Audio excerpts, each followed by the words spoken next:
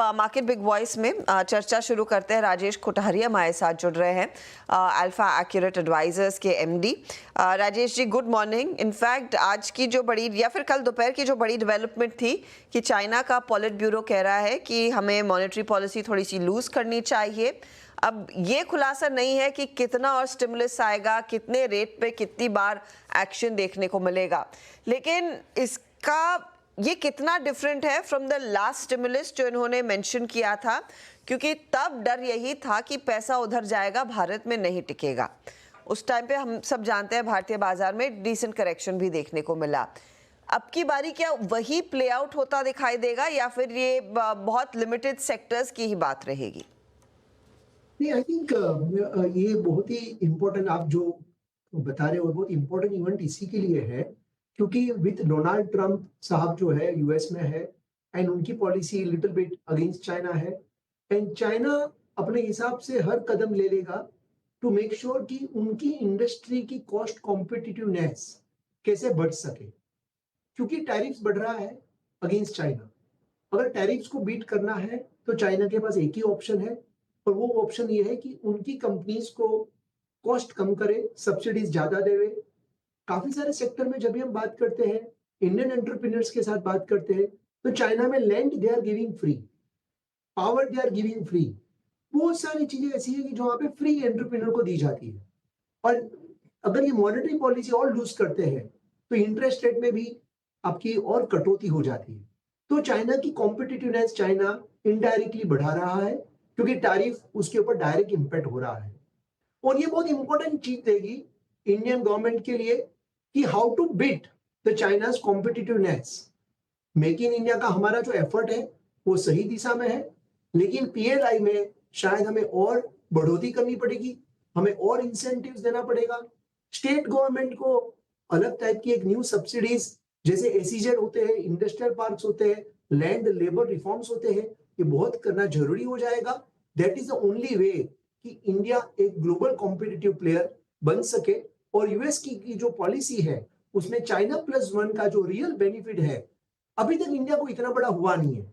अगर आप देखेंगे Vietnam, Bangladesh, they are doing much bigger.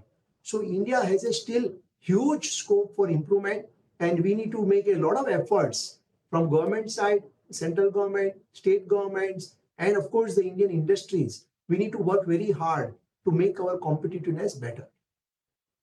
So approaching it from a stock market perspective, आप अपने आप को कैसे पोजीशन करेंगे अगर इस करंट चाइना की सिचुएशन का भारतीय ट्रेडर निवेशक को फायदा उठाना है? क्या आप ये मेटल स्टॉक्स, केमिकल स्टॉक्स में एक्सपोजर लें, क्योंकि जाहिर तौर पर वहां पर शायद एक पिकअप देखने को मिल सकता है प्राइसेस में? क्या वो फेयर प्ले रहेगा? नहीं, जब भी हम स्पेशलिटी केमिकल स्पेस देखते हैं तभी जनरली हम इस तरह की कंपनी को देखते हैं जो चाइना से कंपटीशन में ना करती हो। अगर आपको पता रहेगा लाइक 2018-19 से we were very bullish on speciality chemical, लेकिन हमारे पास एक भी कंपनी पोर्टफोलियो में ऐसी नहीं थी जो चाइना से कंपटीशन में हो। इनफैक्ट हमारे पास ऐसी कंपनी थी जो चाइना को एक्सपोर्ट करता था। Those companies they were exporting to China rather than China dumping into India. And similarly of course after that we made big money and 2023 में हमने पूरा स्पेशलिटी केमिकल जीरो कर दिया था, 11-12% का वेटेज जीरो कर दिया था। अभी हम वापस स्पेशलिटी केमिकल आइडेंटिफाई करना शुरू किए हुए हैं। वी हैव आइडेंटिफाइड 2 कंपनीज, मैं नाम नहीं बता पाऊंगा, लेकिन both these companies are global proven leaders in their speciality chemistry domain. ये बहुत इंपॉर्टेंट है। हमें कमोडिटी केमिकल नहीं प्ले करना है क्योंकि चाइना का डंपिंग अभी भी बहुत ही स्ट्रांग है and those commodity chemicals margins will remain under pressure. लेकिन जो स्पेशलिटी केमिकल है जहां पे चाइना का कंपटीशन ऑलमोस्ट निग्लिजिबल है, वो कंपनी जैसे एक फ्लोरीन केमिस्ट्री है, they will do very well. जैसे कलर पिगमेंट का एक स्पेशलिटी है जहां पे अप्रूवल में ही आपको 18, 24, 36 महीना कस्टमर का लग जाता है, जहां पे चाइना का रोल बहुत ही कम है, जहां पे Japanese player are number 1 players. ऐसी एक जो पिगमेंट एंड कलर रिलेटेड का जो स्पेशलिटी केमिस्ट्री है, that is another company which we have purchase. So we need to be very very selective. 2025 का जो साल रहेगा वो 20 सिलेक्टिव का थीम रहेगा। Very shortly we'll come out with very detailed report on this कि why to be selective and where to be selective। But बहुत ही बॉटम अप अप्रोच रखना पड़ेगा. That's the only way to create big alpha in the industry. Okay, तो ये आपने नाम नहीं लिए लेकिन हिंट्स तो काफ़ी दे दिया है कि किस तरह की कंपनियों पर आप फोकस करेंगे केमिकल साइड पर. ये बताइए, बैंकों पर इस समय अब क्या रुझान बनता दिखाई देगा? दो चीज़ें हुई हैं, एक तो सीआरआर कट, दूसरा आरबीआई को एक नया गवर्नर मिला है और वो ऑफ कोर्स वो बैलेंस मेंटेन करना चाहेंगे. जिस तरह की लिक्विडिटी अब थोड़ी सी एनहांस होकर मार्केट में आई है, आज हम देख रहे हैं एनबीएफसीज में थोड़ा सा जोश बनता दिखाई दिया है. बैंक्स और फाइनेंशियल्स में अपॉर्चुनिटी किधर आपने पकड़ी है lately? Banking and finance sector Harshita में बहुत ही बड़ा सेक्टर है. इसके अंदर प्राइवेट सेक्टर बैंक्स भी है, पब्लिक सेक्टर बैंक्स भी है और बहुत अलग अलग प्रकार की एनबीएफसी भी है और एक बहुत सारे कैपिटल मार्केट लिंक स्टॉक्स भी है. तो हम ये पूरा एक ऐसा बकेट्स कर देते हैं. तो इसके अंदर मुझे लग रहा है कि पूरा sectors valuations are quite reasonable. Credit cost is encouraging. ये दो बहुत इंपॉर्टेंट चीज है. लेकिन जो ग्रोथ एस्पेक्ट है वहां पे थोड़ा पंक्चर है क्योंकि deposit still is a major problem. Net interest income growth है बहुत सारे बैंक्स का इतना अच्छा नहीं आया हुआ है. लेकिन आगे चल के जैसे ही monetary easing policy slowly start हो जाएगी फ्रॉम आरबीआई पर्सपेक्टिव, जैसे वो स्टार्ट होएगी हमें लग रहा है कि वो जो पूरा जो बैंकिंग का जो ग्रोथ जो है, जो क्रेडिट ग्रोथ भी second half will be better. NII growth का जो नीम का प्रेशर है धीरे धीरे वो कम होना चालू हो जाएगा. क्रेडिट कॉस्ट कंट्रोल में रहेगी. तो हमें लग रहा है कि PPOP pre provision operating profit growth जो है, जो FY26 में हमें लग रहा है will be better than FY25. So we are positive on overall banking and finance sector. लेकिन अभी भी अगर आप मुझे पूछेंगे कि वेटेज पर्सपेक्टिव हमारी पोजीशन क्या है, तो अभी भी हम अंडरवेट है. लेकिन हमने धीरे धीरे हम सेक्टर का वेट बढ़ा रहे हैं. Within banking and finance, housing finance is very important sector जहां पे ग्रोथ काफी रोबस्ट रहा है. Second hand commercial vehicle financing is doing very well जहां पे ग्रोथ काफी रोबस्ट रहा है. Gold finance companies are doing very well जहां पे भी ग्रोथ बहुत ही स्ट्रॉन्ग डबल डिजिट रहा है. सो एनबीएफसी के अंदर ये 2-3-4 सेगमेंट जो है जिसका growth significantly overall bank credit growth से ज्यादा है. तो एक प्राइवेट सेक्टर बैंक्स है और एक एनबीएफसी का एक ऐसा बास्केट है. और उसके उपरांत हमारे पास एक्सचेंजेस है which we own. Commodity exchange भी है और इक्विटी एक्सचेंज भी है and those are also doing extremely well. तो ऐसा हमने पूरा हमारा पोर्टफोलियो पोजीशनिंग किया हुआ है. ओके, तो ये आप कह रहे हैं कि बैंक्स में थोड़ा थोड़ा करके एक्सपोजर बढ़ा रहे हैं.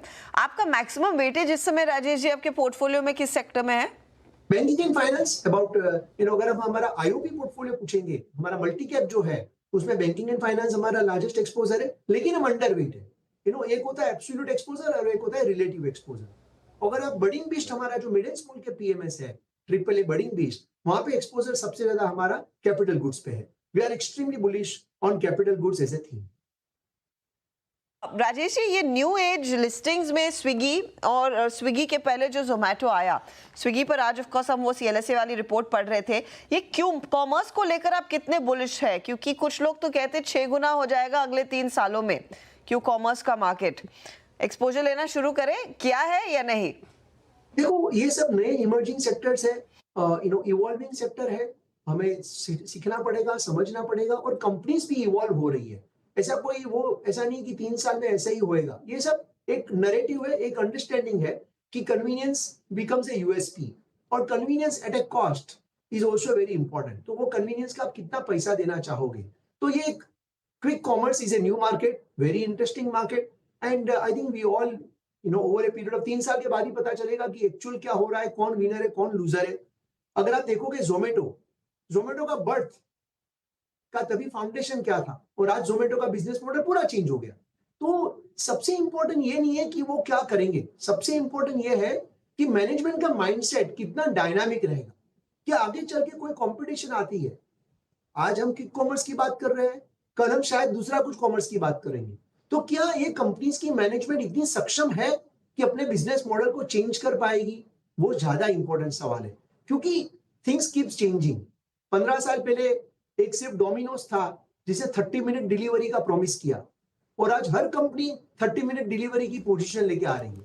सही बात है, लेकिन अनफॉर्चुनेटली वो जो पिज्जा कंपनी थी उसने ये नहीं सोचा कि क्या हम दूसरी चीज भी लॉजिस्टिक 5 मिनट में कर सकते हैं, क्या हम ब्लिंकिट खड़ा कर सकते हैं।